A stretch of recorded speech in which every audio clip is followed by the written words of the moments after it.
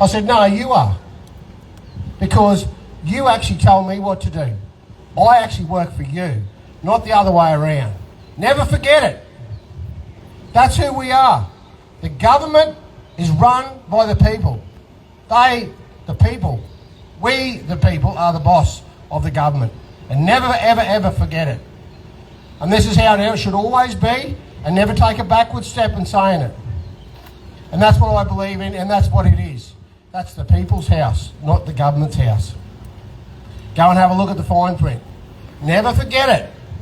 And this is what we have to do. Drive legislation that's fit for us, the people. Making sure that everything that we do is for us, the people. If it's not fit for us, we stand up.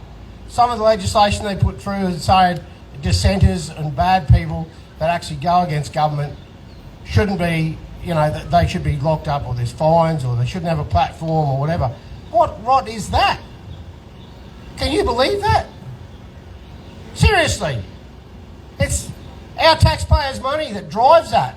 We drove legislation through there on the back of the dollars of the mums and dads' businesses, the farmers, the people that go to work every day, and they have to pay for that rot. How about fixing our roads and our health systems and making sure that the youth crime problem and all the rest of it's done? Why do we have to have legislation that actually cruels us to be able to say to the government, you're going wrong, you're in the wrong direction? We should have the actual government saying, actually, let's do the right thing here and actually fix this up. It's not about 50-cent fares, it's not about trying to wall up the people and say, okay, we're going to make things right after 10 years or 9 years of doing the wrong thing. If you're doing the right thing, you wouldn't have to oil anyone up. You'd get re-elected on just the premise of doing the right thing, wouldn't you? Is that correct? Yeah. Yes, it is correct. And that's what we have to do. Both sides of politics voted for a lot of bad bills that I've seen go through Parliament. The KAP, myself, and even the Greens. I don't like saying it, but they even voted against the Community Safety Bill. FBOs, firearms prohibition orders, doesn't stop crime. It's just another lever that the government uses against people that they consider to be a public risk or against the public. What does that mean? No one has even got a definition for that. How about we check, instead of checking 1% of containers that come into the country, containers that come in here from overseas, how about we check everything that comes in here and stop illegal firearms from coming in this country? How about we do something that's actually got merit, that's tangible, that we can measure, instead of trying to cruel people for their own ideas or their way of thinking, or the people that actually want to try and make the government listen to us. I'm a proud Kanaka. 160 years. This is the 30th year of the federal recognition for the Australian South Sea Islanders. I'm the only South Sea Islander that's ever been in Parliament. And the other day I put in a transparency bill that will actually save us billions if we do it right. Now, the actual opposition only put in one bill as well over the last 4 years. So we're doing well. We go to the committee next week to actually go through and work that out. People need a voice. Tricky does that well. He comes and he gives his time. His people come here. You all come here. The people that actually put this up are unbelievable to the cause of keeping freedom here and alive in Queensland. Never forget it. Never forget it. My wife and my family, his wife and his family, they actually suffer because of what we do to try and keep this up for the people. We have a lady here today, Connie Tooney. She's come here to talk about fire ants. She's a brilliant woman. She never stops working for the people of Queensland. She's honest. She's forthright. She's a scientist. Not science with a dollar sign at the front. I mean science with an S at the front. She actually tells it how it is. You need to listen to what her contribution is about the fire ants and what goes on. We all need to listen about one thing, the truth in our hearts, the moral laws that we actually stand by, and who we are, because it's perverted. What's going on now is starting to become perverted. When did feelings override facts? When that happened, it left us with a big void of actually what goes on. Merit is everything. we do things on merit. We've got to do things on merit. We've got to elect people on merit, making sure ideology and the way that they work is for us. Not for them. Not because they want to do this or they want to do that. If you see someone in Parliament or you see someone in the next election that wants to not represent you or represent a party, that will not toe the line, that will not be honest and go back and work in the community, that would rather vote for a party than vote for the people, that can stand in there and actually make an oath to the people and then actually do the right thing by the party than the people, they don't deserve to be there. I'm telling you that straight up and down.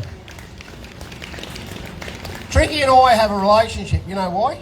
Because we tell the truth to each other. Because we respect each other. Because we respect the freedom of the people.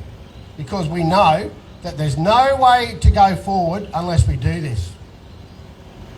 He always asks me to come, and I come here to tell you this. Do not be complacent going forward. You need to back everyone you can that's got your back. Trust me, it's a slippery slope we're sitting on, and we're not going in the right direction. Back yourselves and get people to come and get people to stand together, because there's no votes unless the people vote. The people have the power and they always will have. Don't ever think it any other way. There's more than two parties in this country. There's us as well. They're the people that stand aside, that tell the truth, that stand up for you, that will have the guts and determination and intestinal fortitude to make it right. Give them a go. You know what? In the last 75 years, if we had 8 people in there like me, we would have held the balance of power for 75 years. It's staggering to think what this country and this state would have been like.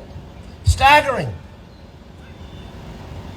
Back your people, back yourselves. Back people like Trick.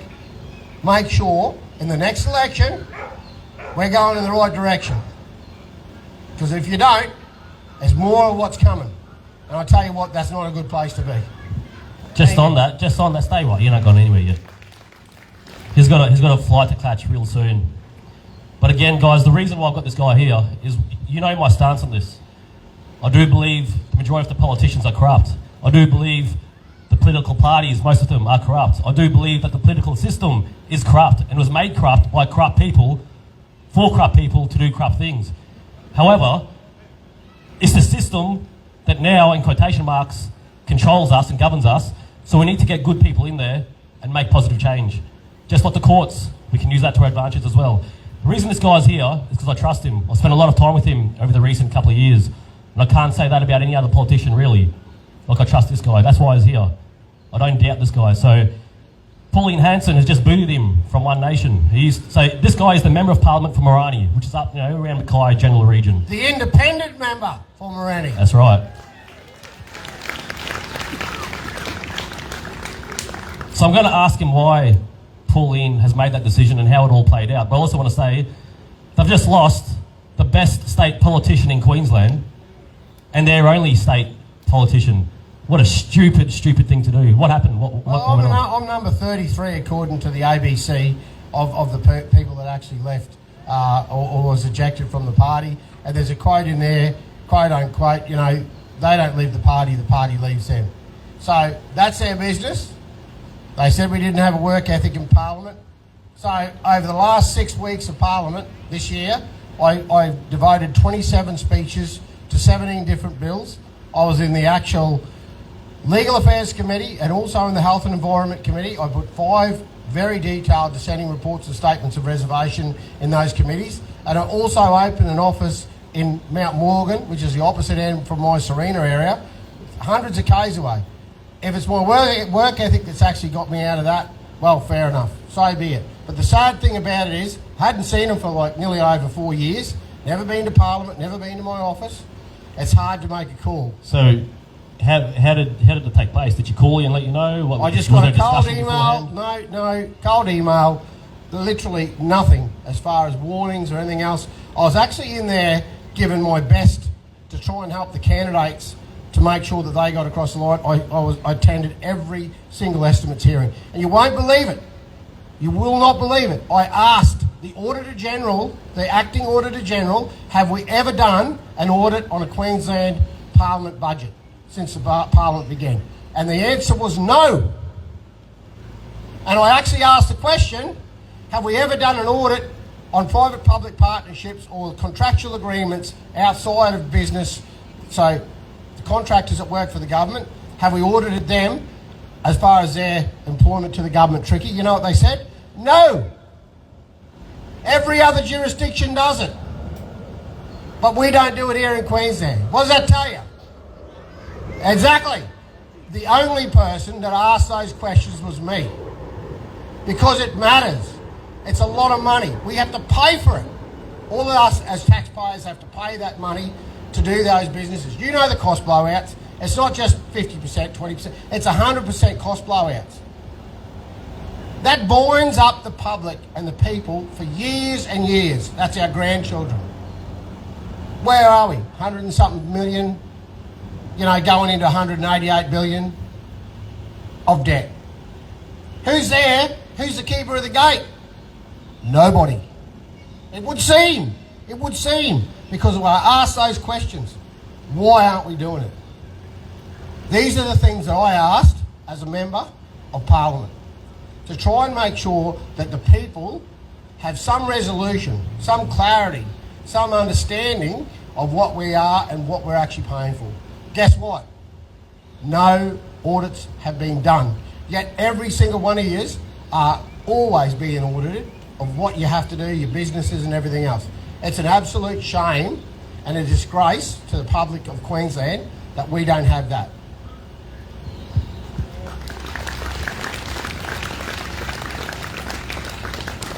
A lot of politicians can get up here and talk. They get up on the cameras and they talk. It's what they're doing in Parliament that matters. It's their actions that matters. Watch how this guy votes. Watch his speeches in Parliament.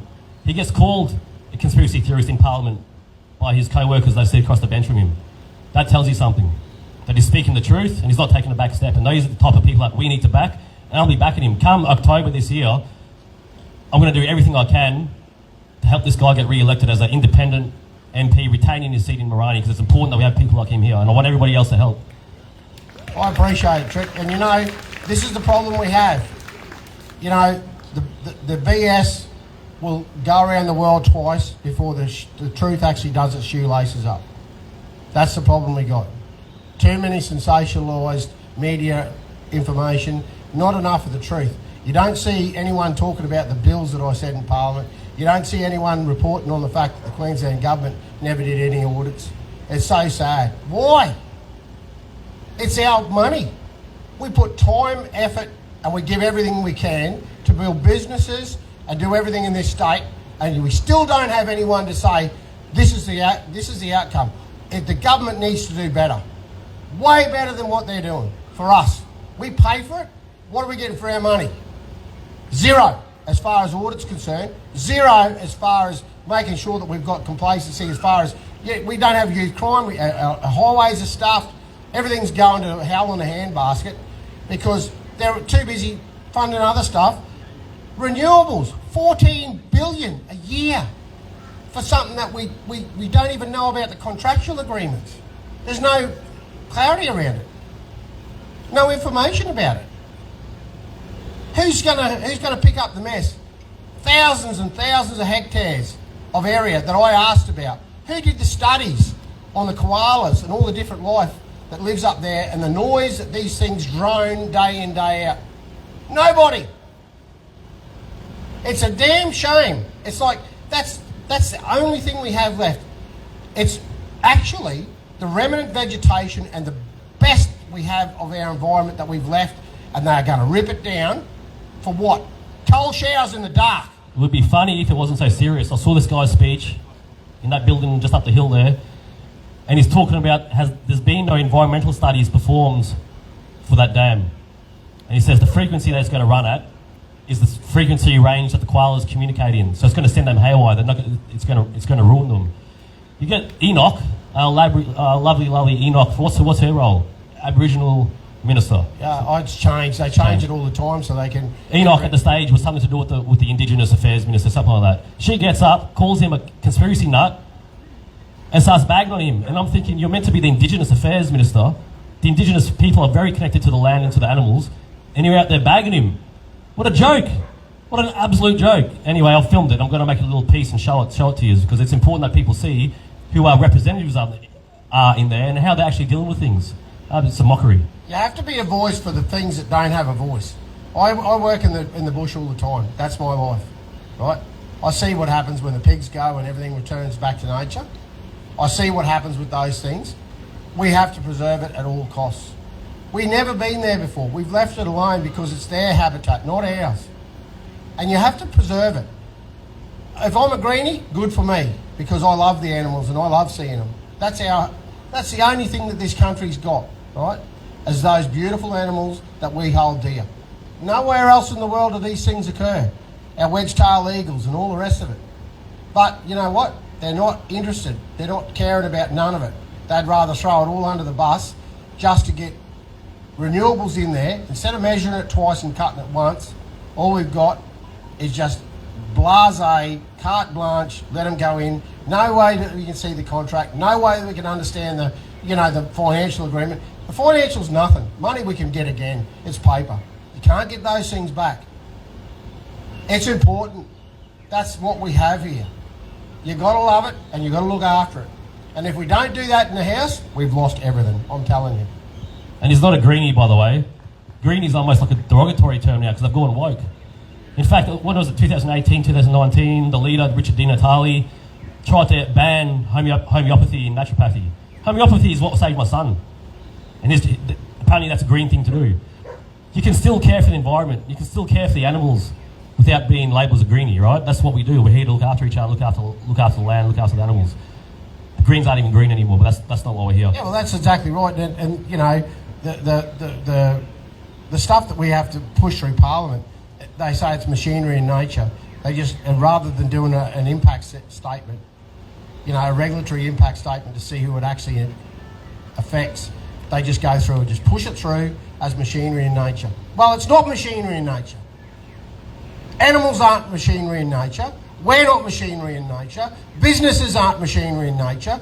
People and mums and dads that risk their whole lives to go into business, to go and provide a service, are not machinery in nature. They are people that are providing for us. I will be one of the only people going forward that will use Australian made in my campaign. You know why? Because it's us. You know the best thing about bushies and the bush? They're bushies, mate. So am I. I love them. Because we all are in our heart, and without them, we don't eat. We have nothing in this state. That is what actually makes the state. The bushies, the farmers, all of us together, we've got to support them. We've got to support Australian made and make sure we back Australian products. If we don't, guess what we got? Nothing. Overseas imports that are making money for other people, not us. Not giving us jobs. Not giving us opportunities. Think about it. Come on. That's the way forward for us. It might be a bit dearer, but guess what? It's better than being sold out.